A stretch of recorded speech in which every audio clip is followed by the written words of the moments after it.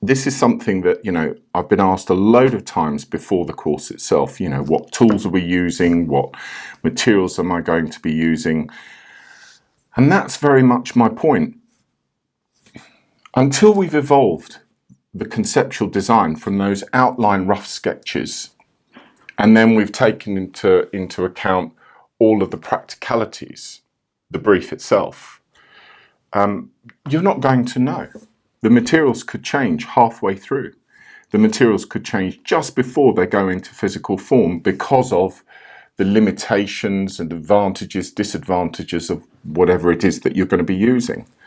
How to adjust your design to allow for these things. So how we can start changing shapes and so on to work according to the brief of what you're putting together. And then finally, to create a piece that is fit for purpose. You know, is this for combat? Is this for a banquet? Is it just going to be looked at? Does it need to have high mobility? Does it need to be warm? Does it need to be cold? Are you going to be riding a horse or drawing a bow?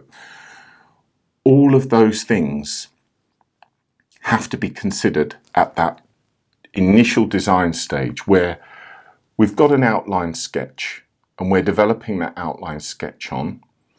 And as it develops, you'll be working with the brief. And what I've done is I've very much done the slideshow in terms of the list of questions that, again, I've given you in the workbook that accompany the video so that you can ask those questions and go through them one by one, filling out your own brief on a separate sheet of paper so that you answer all of these questions.